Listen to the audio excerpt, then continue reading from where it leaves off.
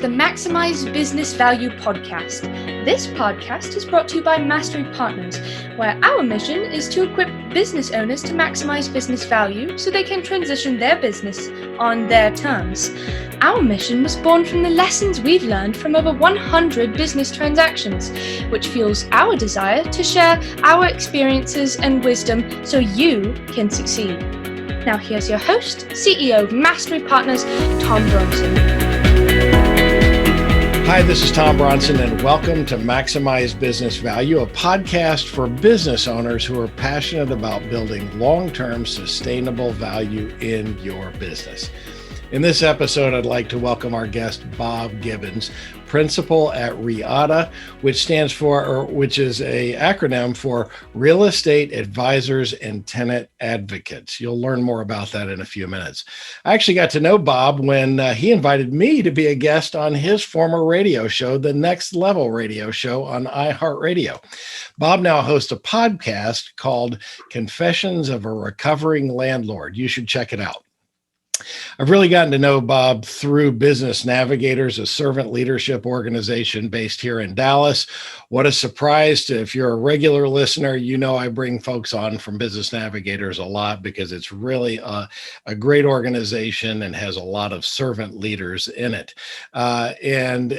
So today on the podcast, we're going to focus on real estate and how COVID has impacted the market, and of course, advice on how to build long-term sustainable value in your business. So welcome to Maximize Business Value, Bob. How are you?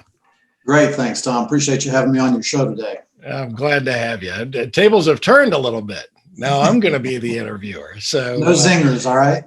That's right. I remember what happened on the show. So tell us about REATA.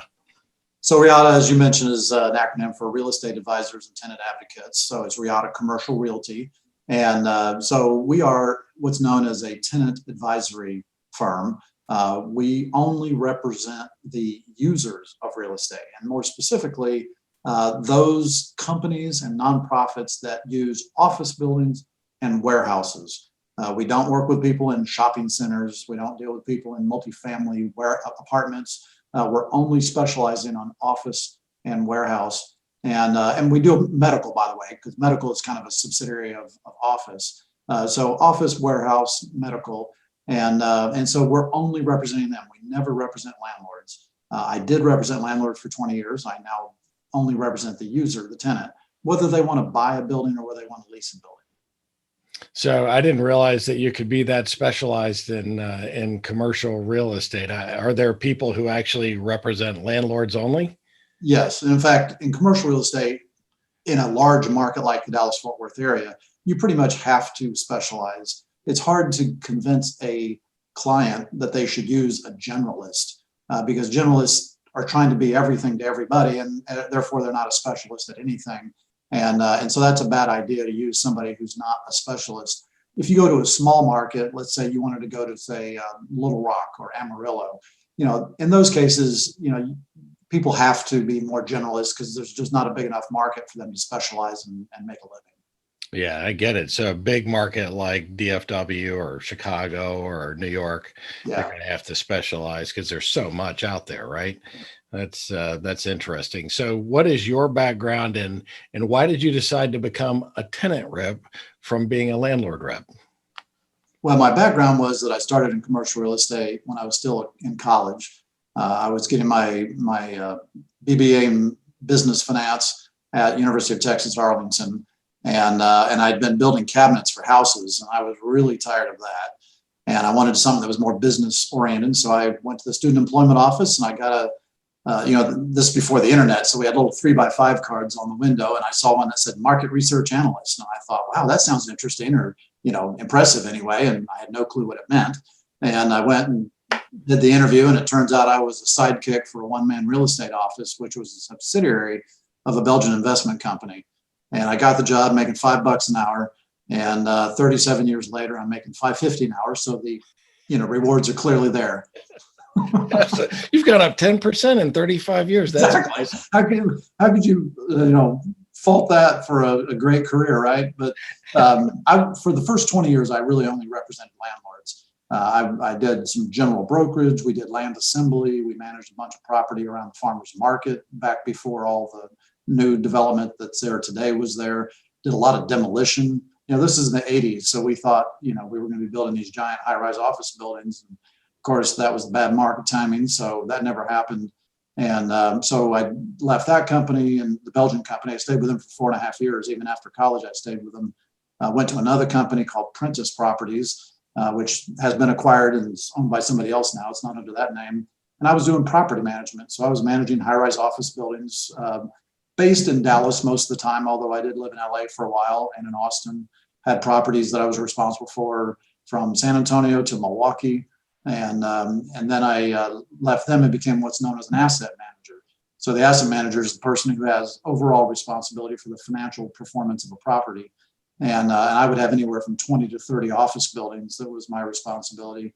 And most of that was in Texas, Dallas, Fort Worth, Austin, Houston, San Antonio, but also Phoenix and Northern Virginia at times. So I've done a lot of traveling and done a lot of work in a lot of cities around the country. But most of my career has been based in DFW. Wow, that's a lot. But then that's when you were an asset manager, still working for a bigger company. For landlords, in fact, yeah, I worked for an investor. It was a family-owned investment company based in Chicago as an asset manager. But I was the guy actually signing the leases for the landlord, negotiating those. The leasing agents reported to me. The property managers had to have their budgets approved by me or their capital projects approved by me, that kind of thing. So, how did I go from the landlord for 20 years to being a tenant rep? The answer is easy. I got fired. It wasn't quite that bad. Changes happen that way, right? But the best kick in the butt is when you have no income, right? So I actually got laid off. The family that owned that company decided that after 105 years in existence and owning 80 office buildings at that point, that they were going to sell all the assets and lay everybody off. And really, it was a power struggle among the family members. It was a very sad day. I love that company. I would have never left that company. It was such a great gig. But, when people decide they can't really get along or don't have an agreement or alignment on their goals and objectives, that's the kind of thing that happens. So, I knocked around looking for the next landlord gig for a few months, but ultimately thought, I've always looked at the tenant side and liked that. I'd worked with a lot of tenant reps. I viewed them as my primary client when I was a landlord. And so I decided to become one of them. Dude, that's awesome. I am so glad you shared that story about the breakup of that business. I mean, that was a sizable business, broke up because of the family disagreement. That's exactly the kind of thing that we work with on a daily basis. At Mastery Partners, we help business owners think through and develop a strategic plan for how the business will transition. And the breakup that you described happens more frequently than not when you haven't really developed a smooth transition strategy. And so, man, I'm sorry that you got caught up in that. And more business owners should be thinking about that. But I'm glad you did, because here you are. We've become friends now as a result. Well, and I'll tell you one other thing, Tom. In that breakup, it was a combination of a power struggle, but also the expiration of a family trust. And so that family trust had been created back in, I think the 50s, I want to say, and was going to expire in the, say, 2010s range. And so, that power struggle combined with the expiration of that trust that was going to have to be restructured kind of combined to create that situation. So I agree with you. Family businesses can be fantastic, but they can also have unique challenges. And so having somebody like yourself to help companies figure out and families figure out how to navigate that into the long-term future is really important. That's one of the reasons why we actually have psychologists on our staff, right? To be able to deal with that. We call them consultants, but they are actually psychologists, and we have to go and deal with some of those family issues. So normally we reserve conversation about COVID until after the break, but I really want to jump into the deep end of the pool. This podcast, of course, is evergreen. You might be watching this 5 years from now, but we're recording this, we're 6-7 months into this whole COVID thing. And so I wanted to jump right into the deep end and talk a little bit about COVID and how it's impacted the real estate market. Because frankly, I think that that's what folks are here to hear today. And so I've heard all kinds of things about how it's impacted the market, some good, some bad. Right from your lips, how has COVID affected the current commercial real estate market?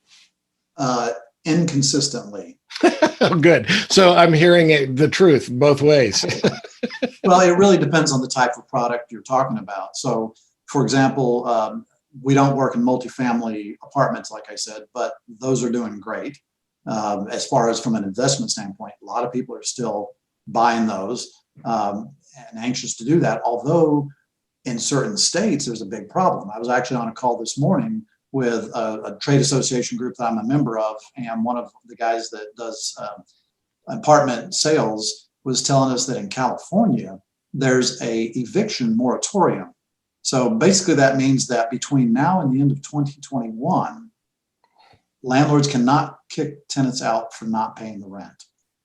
And yet those landlords still have to pay their mortgages, they have to pay their employees, they have to manage the buildings, pay the expenses, the taxes. It's just a very untenable situation for very long. And you know, certain states have done that kind of thing, and it's going to have a devastating effect. And in fact, what's happening is those investors are desperately trying to sell those and move their capital to places where those kinds of regulations are not being imposed upon them. Retail has really, of course, been hurt badly because, as you've seen, you can't go shopping. You haven't been in the past anyway, been able to go shopping at your favorite store or go eat at your favorite restaurant. So a lot of those have gone under. So it's had a really bad impact on office. On retail. Office, of course, has been hurt pretty badly as well.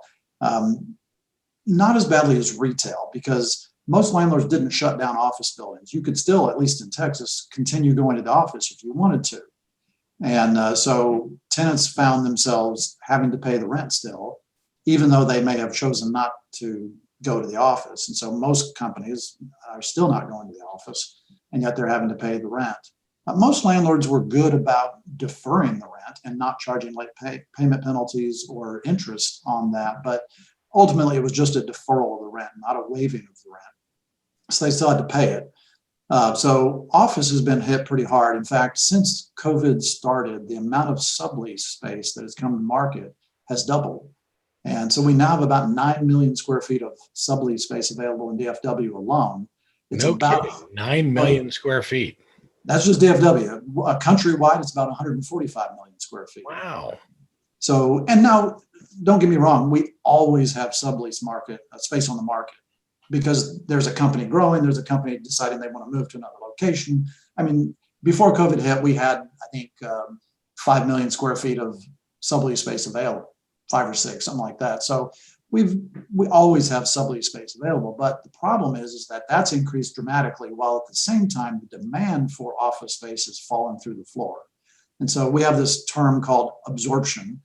Absorption is nothing more. At this point in time, we've got, let's say, 100 million square feet of space occupied. At this point in time, we have 105 million square feet of space occupied. That change of 5 million square feet is positive absorption. Well, it can go the other way as well, and it has. So since COVID started, we're about 3.5 million square feet negative. That means companies that had leases expiring decided not to renew or decided to take less space. So office space is hurting. Industrial space, however, is the darling. Industrial space is doing great. In fact, rental rates went up by about 18% in DFW from a year ago. Wow. In the second quarter. And we have one client that has a sublease for industrial space right now. And we are getting so many calls for that. It's unbelievable. And if my client had already vacated the space, we could have subleased it 5 times over. But because they're still there, it's a timing issue, which is the only reason we haven't subleased it yet. Wow. That's amazing. I hadn't really thought about that component of the market. So the whole situation in California, why am I not surprised that that's the state where that came from, right? And what's the incentive for people, even if they can pay, what's the incentive for them to pay? They know they can't be evicted. What a dumpster fire that is. So, and thank you for explaining absorption, because that's always kind of been a mystery to me. So I guess reflecting on what you're saying, it really depends. How has it impacted the commercial real estate market? It really depends on what type of commercial real estate we're talking about. It does. And the one thing I will tell you, in office, which is where we work the most, 70 to 90% of our business is going to be office in any given year, 10 to 30% industrial. The office market right now, rental rates are soft. So while landlords, let's just say a landlord was previously quoting $25 a square foot for rent, they may still be charging the same thing or quoting the same thing. But then they may be trying to find ways to give the tenant an incentive, and yet not reduce what's called the face rate. So for example, we have a client right now we're negotiating to deal with. The landlord's quoting $30 a square foot. We got an offer at $26 a foot. But in addition to that, they gave us 5 months of free rent, and they gave us $10 a square foot for improvements. But if we don't spend any money on improvements to the space, we can convert that to free rent, to rent credit. So the net effect of all that was that a $30 face rate ended up being more like a $20, $24 rate at the end of the day. Now, not all landlords are doing that, but that particular one was. Others are just saying, no, everything's great. We have 93% occupancy. We're not reducing our rate at all. So it varies a lot by landlord. Interesting. So a lot of people have converted to working from home, and people are having to get used to Zoom calls, right? And we've pretty much settled into that now. And I think a lot of companies have started to realize that, oh my gosh, we can actually operate remotely and not have to have everybody in the office. But what's your prediction on whether companies will actually go back to the office in the future? Again, answers will vary. We have clients that have already decided that they don't want to keep their office and they're trying to sublease their space. The bad news is there's no demand for office space, so we're getting very little traction on accomplishing that goal. So there are companies that are definitely going to give up their office space and work from home. There are other companies, though, that have told us, yeah, this proves that we can work from home, but it also proves that we don't want to. We can't wait to get back to the office. We don't either feel like we are as productive, although some people are saying they're more productive.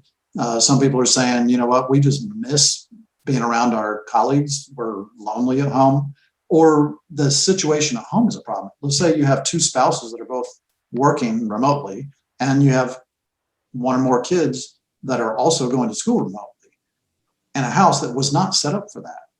That's a big problem. And so a lot of people are anxious to get back to the office. So I think it's going to be all over the board. I think we'll see people that will have a hybrid model where some people work from home, some people work from the office. And we're seeing some clients that are saying, look, our lease expires and we want to go ahead and do a 5 or 10 year lease right now. And of course, we're advising a lot of people just do a 1 year deal because one, maybe you need to stabilize your employee base, you need to stabilize your client base. But maybe it's just, let's just wait until the landlords start feeling more pain and are going to get a little bit more real on their rental rates. And so we've done quite a few 1 year, 18-month extensions, kicking the can down the road. But if there's any money that has to be spent for improvements, then that's not really a reality. We have one client right now that wants to spend a lot of money. They're coming off of a 10-year lease. If they stay where they are, they want to spend a lot of money to rearrange things, freshen it up, make it look good again. Or they will move, in which case all that new construction has to occur in the new place, moving costs. So they will likely have the landlord give them a pretty big allowance for improvements, in which case the landlord's going to require a long-term lease. But this client will likely have to spend a lot of their own money on top of what the landlord spends to get the space to the level they want, in which case they want a long-term lease. Because the last thing you want to do is spend, $60, $80, $100 a square foot for improvements on a 1 to 3 year lease. And then what do you do at the end of that? Do you leave? Do you move? That could potentially have a gargantuan negative impact on the balance sheets and the P&Ls if you're spending that kind of money and not have a long-term lease. Wow. Yeah, I've been educated on that through the years and some of my business deals. You'd mentioned the sublease market. Just a quick story in my last company, Granbury. It's unfortunate that you and I didn't really know each other back when we did this deal, but we were looking for new space. We had about 10,000 square foot building, but we needed to double our size. And we had pretty much given up hope of finding kind of the perfect solution because we didn't want to move far out of our little bubble, the comfort zone. We wound up moving 7 or 8 miles from where we were, which was a burden on some employees, but better for others. And we wound up subleasing basically the better part of a building because a big company had leased it and then immediately abandoned the project, and they had a 10-year lease. And so they had 9.5 years left on that lease. And so we wound up subleasing that from the same people that leased it originally. They got the sublease on it for us. And then I heard after I sold the company, we kind of rearranged things. The buyer who bought our company rearranged and went into smaller space, and they subleased another piece of it. So, and I think they went through the same group on that. So the tenant rep in that case got paid like 3 times on the same space, which is awesome. I love that deal. Yeah, good for the tenant rep, right? Sorry, I didn't know you back then, Bob.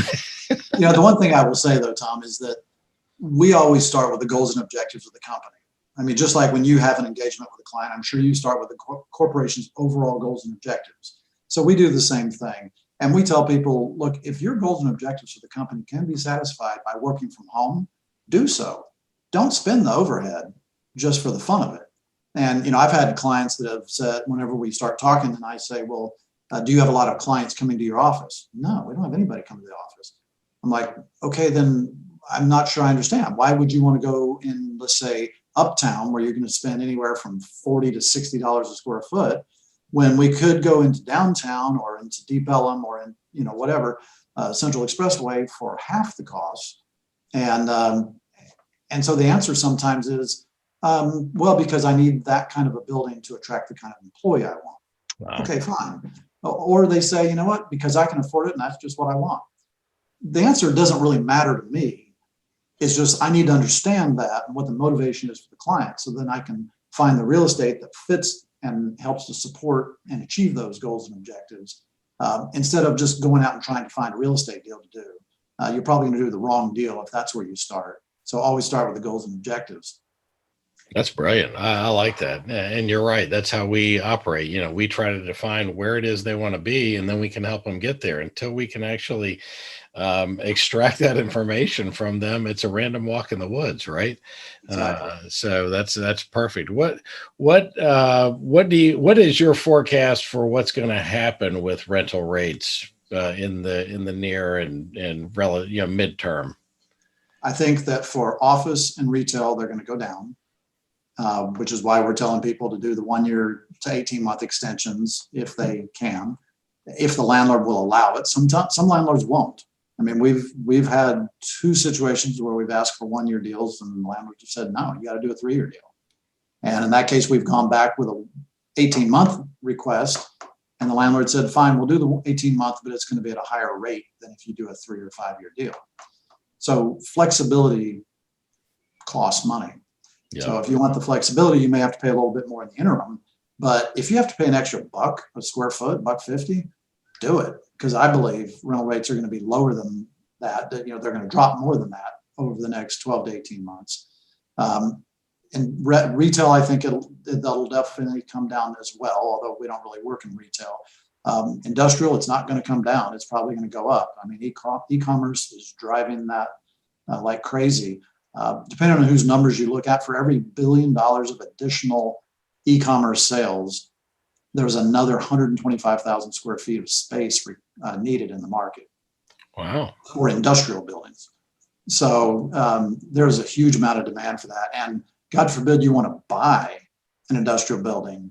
It's almost impossible to find buildings to buy right now. And if you do, the purchase prices are really, really high relative to what they used to be.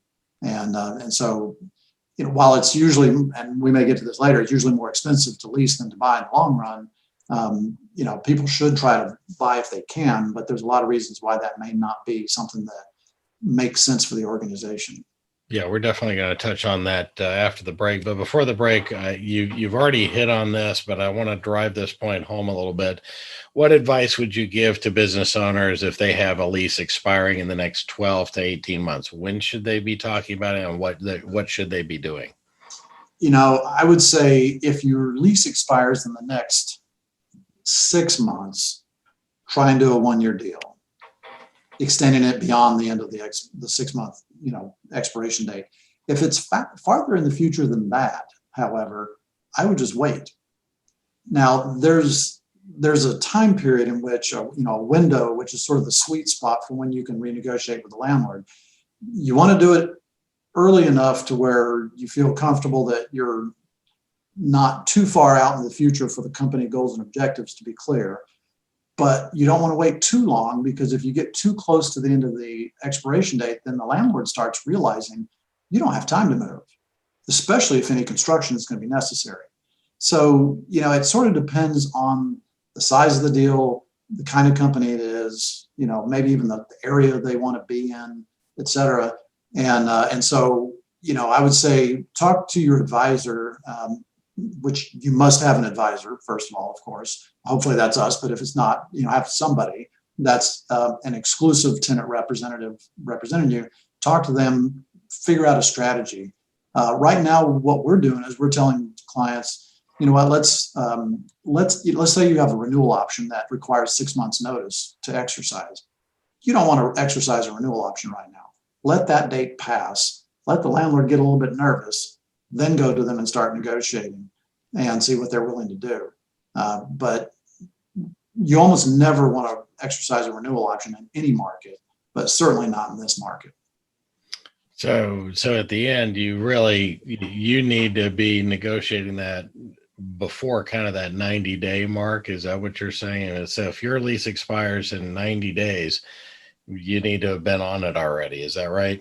It depends on the size of the space. I mean, if you have, 2,000 or 3,000 square feet or less, then 90 days is probably okay, because you can actually go out and find space and move within 90 days if you're really on it.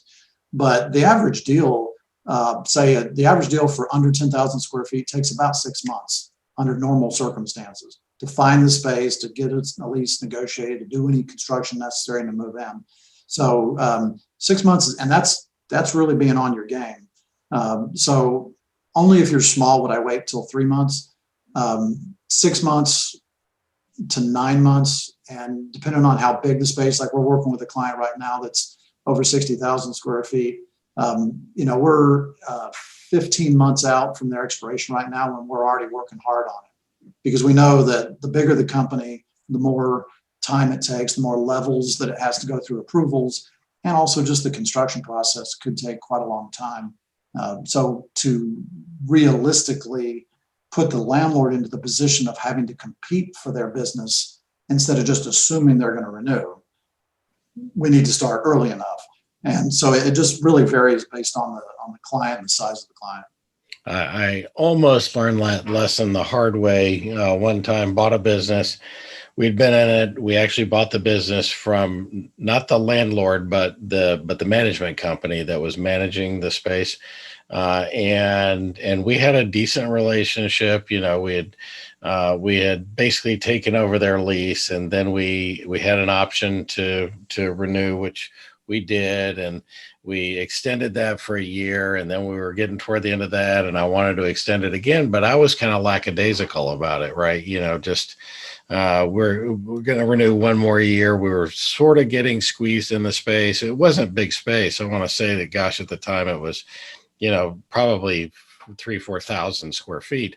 And I just let it go until about 35 days before the lease expired. And I just called the landlord, hey, decided I wanted to just let's renew this again for another year at the same rate. We're going to do a few things. We're going to paint and a few things. We'll pay for that out of our pocket. And he said, well, the going rate in that you've had an advantage rate for a long time, and we have some new rates for you. And I said, okay, what are you talking about?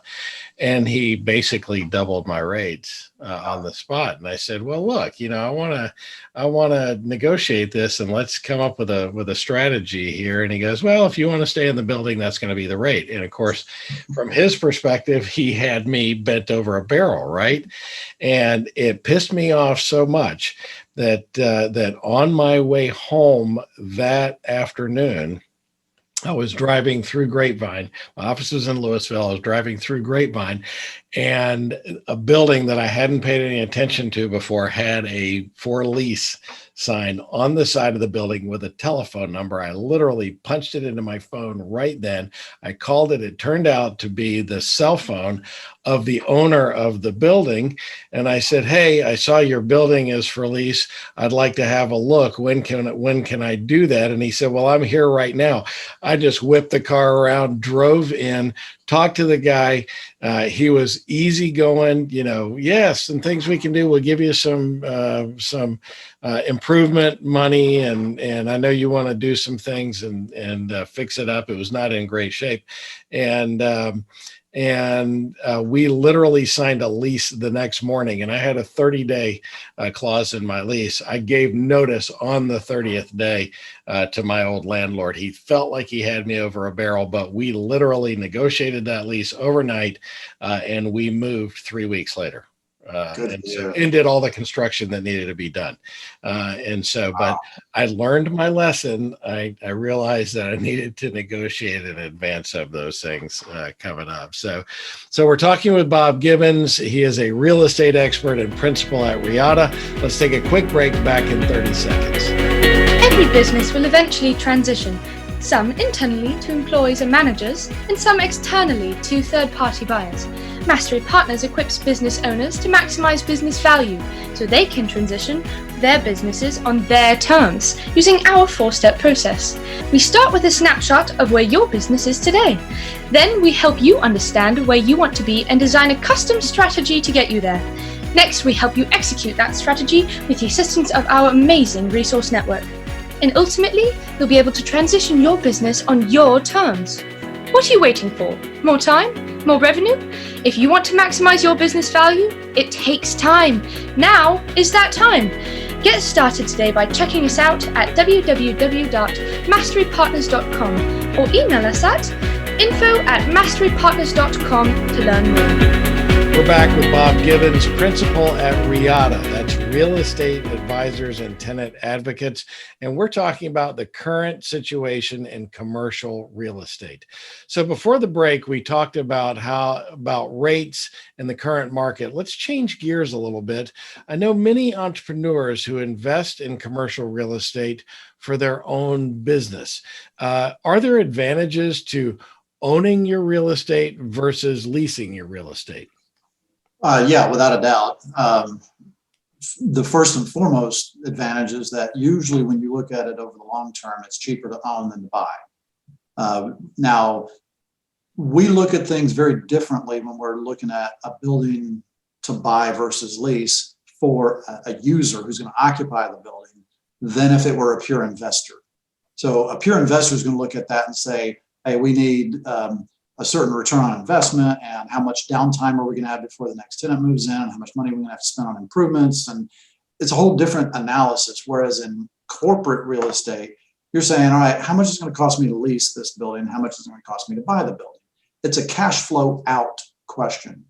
And so we have a tool that we use that's a 10-year cash flow where we predict what the outflow of cash from the business to the real estate is if you lease the building on a 10-year basis. And then we do the same thing for owning it. And we'll make assumptions on, are you going to finance it?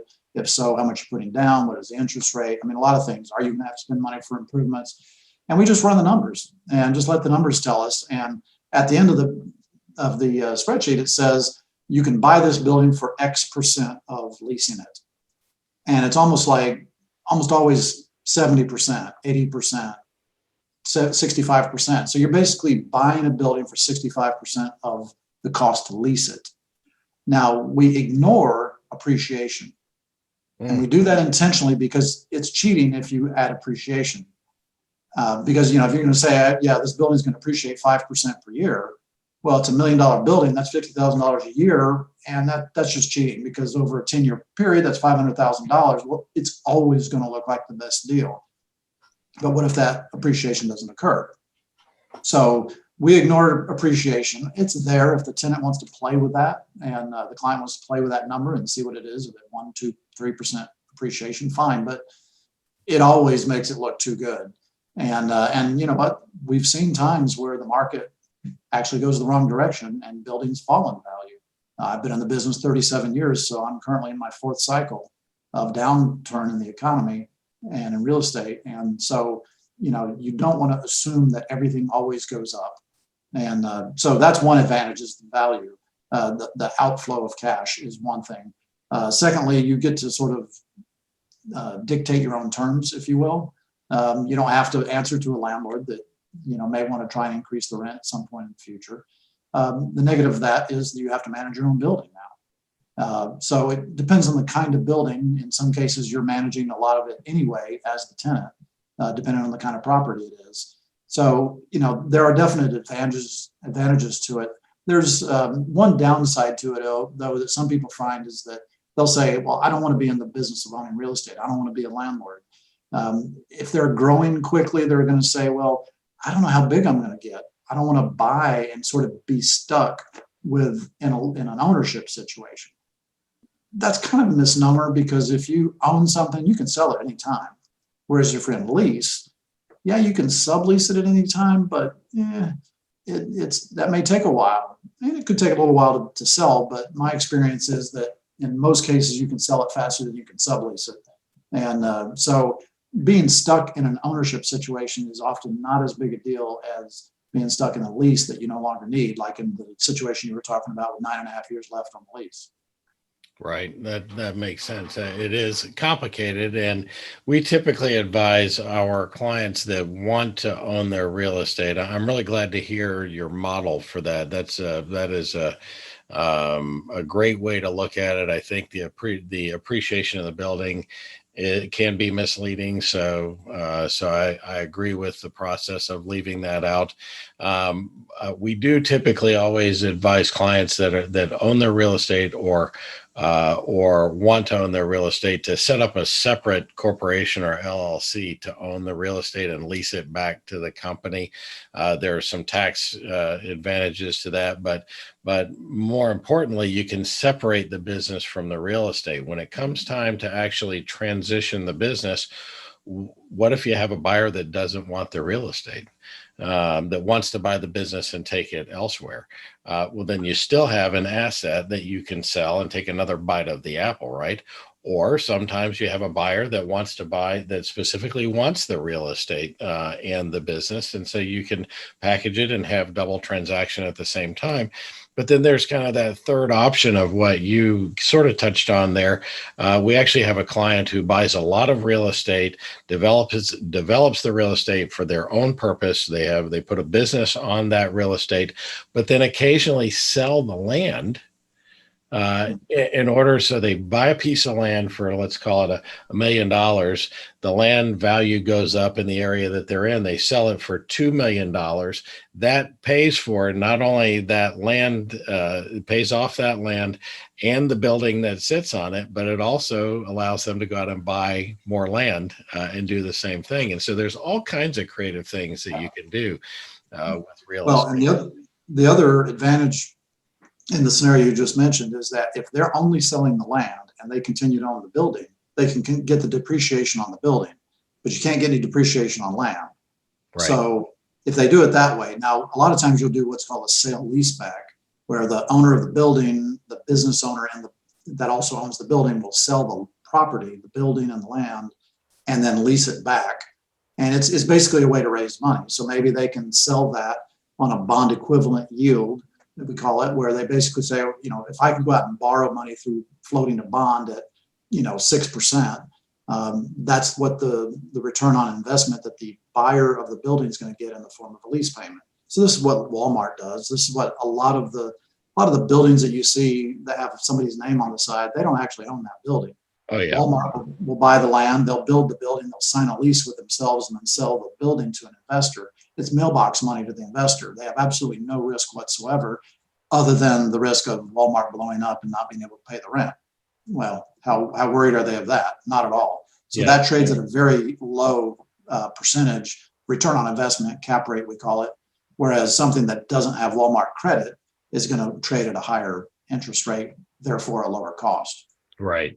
Yeah, I'm sure that there are many corporations that do that. I just happen to know because I grew up in North Carolina, and the executives at Lowe's Home Improvement, went to my alma mater, and that's what they do. They'll buy a piece of land, or they've got real estate people that go out and buy the land, develop it, put the building on it, and they'll do a 99-year lease because they don't want to own the real estate,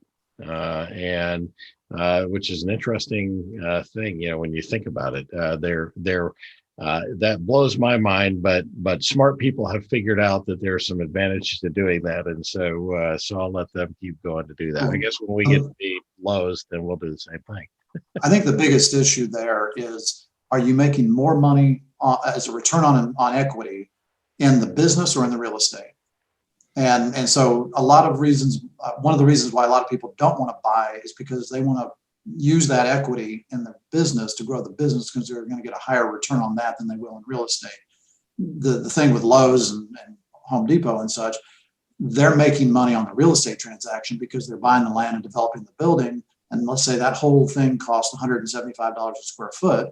Well, they sell the building at let's say they sign a $15 rental rate, but they sell it to somebody on a 5% cap rate. Well, that just sold for $300 a foot. So they just now made $125 pop just on the real estate transaction. Plus they've got the business. So it makes a lot of sense in that situation, but a lot of smaller businesses don't have that much capital where they can do both. Sure. Yeah, exactly. So as business owners think about this, is now a good time to buy instead of lease in the current situation? That's in industrial, I would say yes, if you can find the property to buy. In office, I would say probably if you find a steal, great, but most owners have not yet been willing to take the hit. Say they paid $300 a square foot for their office building, and now, somebody comes along and says, I'll give you $250. Are you going to be willing to realize that $50 a foot loss? A lot of people are not. And as long as they have the wherewithal to hang on and continue paying the mortgage, they may do so. I actually know of a building on the tollway right now that is a brand new building that's been built. The interior hadn't even been finished out yet. And they're trying to sell it for $11 million because, you know what, they don't need it. And so they're basically willing to just break even and get out from under it, just so that they don't have to continue funding the mortgage on that, much less spend the money on improvements. Yeah. Wow. So there's an insider tip. If somebody's looking for a building on the tollway, then we got a steal for you, $11 million. There you go. So if, we do talk and we work with a lot of people who are thinking about selling their business. And so if someone's thinking about selling their business, what advice do you have to give them related to the space the company occupies? If they are leasing their building, leasing their space, then I would say the first thing you need to do is talk to your real estate advisor, your tenant rep, and make sure you understand how the landlord can get in the middle of your deal to sell your business. And what I mean by that is that leases typically have what's called an assignment and subletting clause. And that gives the landlord the right to approve the subleasing or the assignment of your lease. And they can say no. So I'll give you an example. In 1996, when I was on the landlord side still, I was an asset manager, and we had a tenant in a building on the tollway. And the buyer of that business called me up and said, "Hey, Bob, I'm buying XYZ company. We're closing in 2 days. I need you to sign a consent to assign the lease." And I was like, "Oh my goodness, why are you just now calling me? I mean, first of all, the lease says I have 30 days to make that decision. And so, that could delay your closing. And then on top of that, I don't know if they're going to say yes or no." So this was a time in the market where that tenant was paying $14.50 a foot for rent, and we were quoting 22 for rents on new leases in the building. So guess what? The landlord not only had the right to approve the deal or not, they had the right to terminate the lease. Wow. So it's what we call a recapture clause. So the tenant reaches out to the landlord and says, "Hey, would you approve this assignment or sublease?" The landlord can say, "You know what? Thank you. I'm just going to take the space. Get out."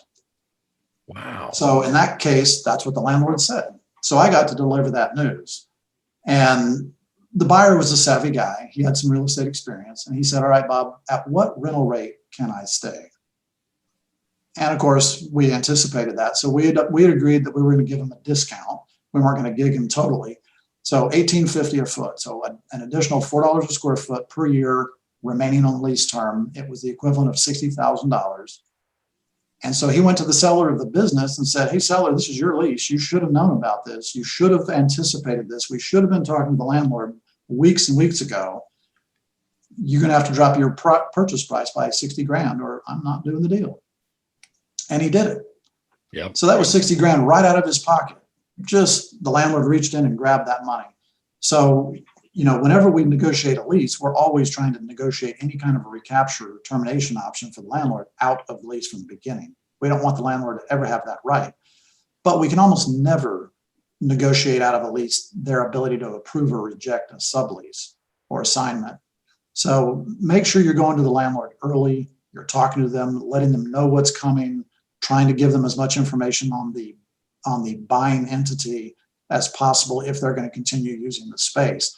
The landlord has a vested interest in being cooperative in that situation because let's say you sell it to a strategic buyer that does not need the space. Well, that space is empty and the landlord knows when that space, that lease expires, that tenant's not going to renew under any circumstances because they're not even in the occupancy.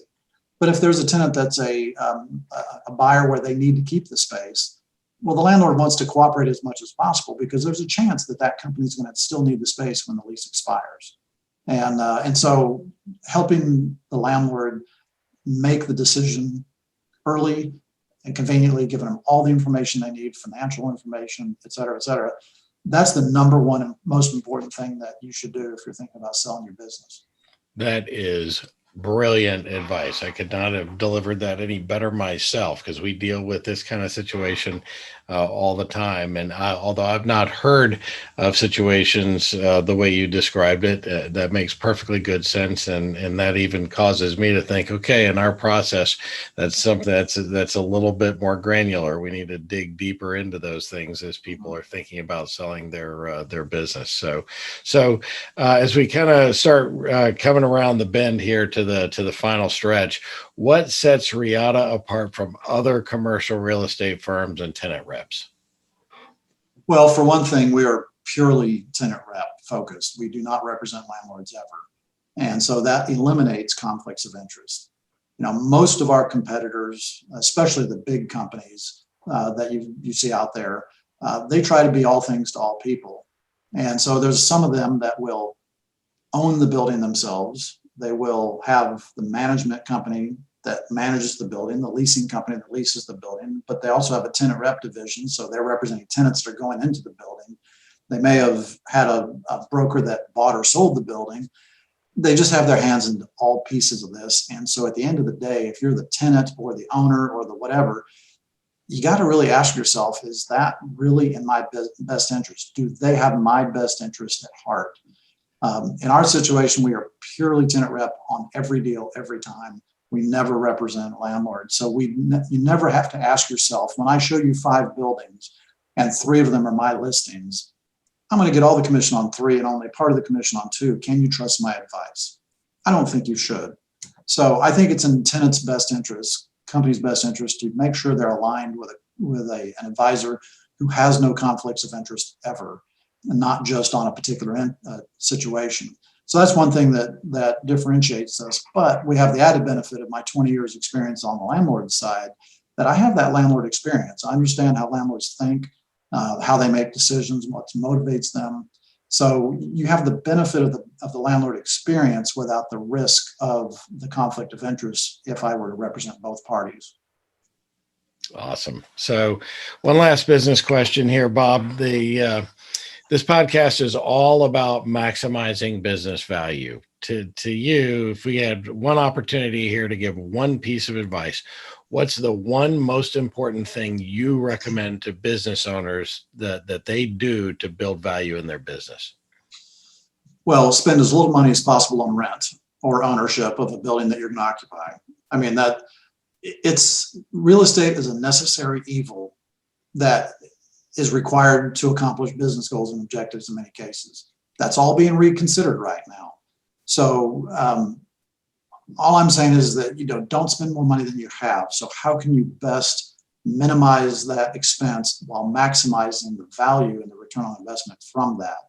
And this is going to sound incredibly self-serving, but the best way is to hire a tenant representative to help you do that. Because, if I'm going to go do my taxes, I'm not going to do it myself. I'm going to hire an expert to do that. If I'm going to, think about selling my business at some point in the future, I'm going to hire somebody like Tom Bronson, because he knows things that I don't know.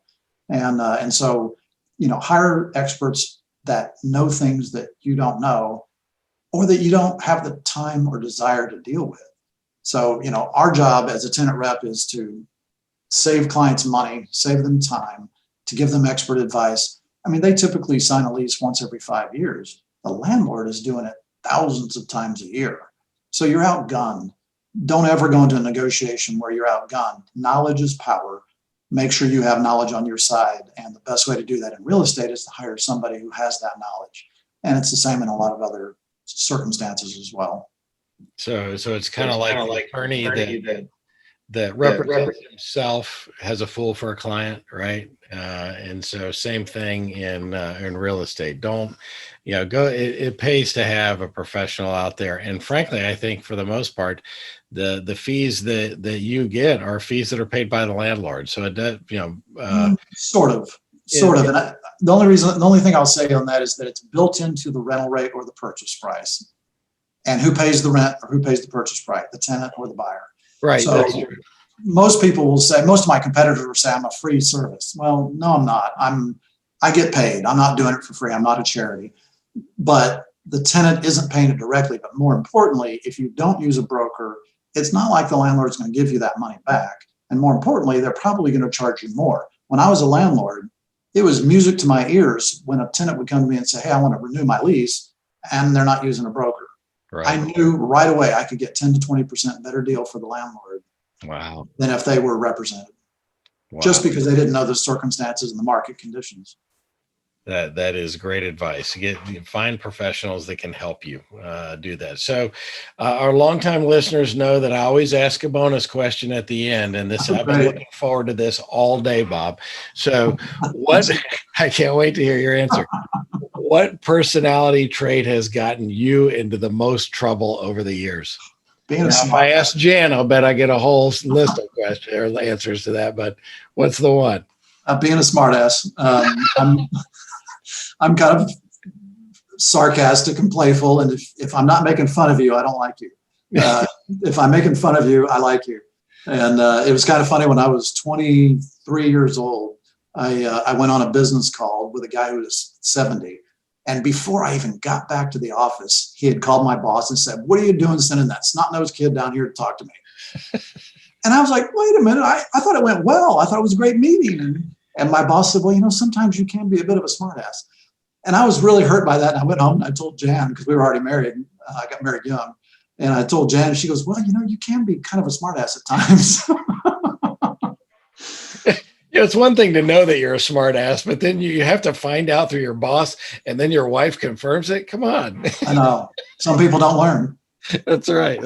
Well, you and I share that trait, but that's probably not what gets me into the most trouble, although it does get me into plenty of trouble, no doubt. How can our viewers and listeners get in touch with you? The easiest thing is to go to our website. It's texastenantrep.com. So Texas spelled out, TENANTREP as in Paul.com. Or Bob at Texas Tenant Rep is my web email. Awesome. Well, thanks, Bob. This has been so much fun, and I actually learned more than I bargained for today. There's some great nuggets of information in this. Thanks for being our guest. You can find Bob Gibbons at texastenantrep.com, or you can find him on LinkedIn. I also encourage you to check out his new podcast, Confessions of a Recovering Landlord, especially if you want to learn more about real estate and understanding that marketplace. You can find it, I think, wherever you got this podcast or wherever you find any podcast. And don't forget, you can always reach out to us. I am happy to make a warm introduction to Bob. This is Maximize Business Value, where we give practical advice to business owners on how to build long-term sustainable value in your business. Be sure to tune in each week and follow us wherever you found this podcast. And be sure to comment. We love comments and we respond to all of them. And so until next time, I'm Tom Bronson, reminding you to consider your options in real estate while you maximize business value.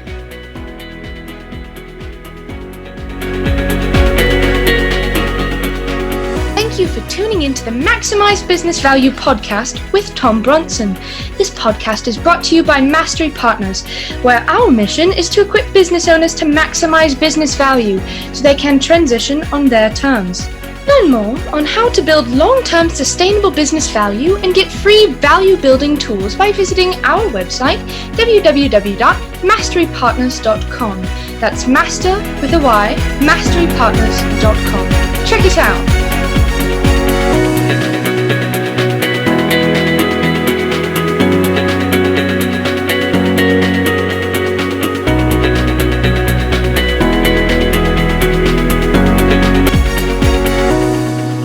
That was perfect. I wouldn't make any changes on that.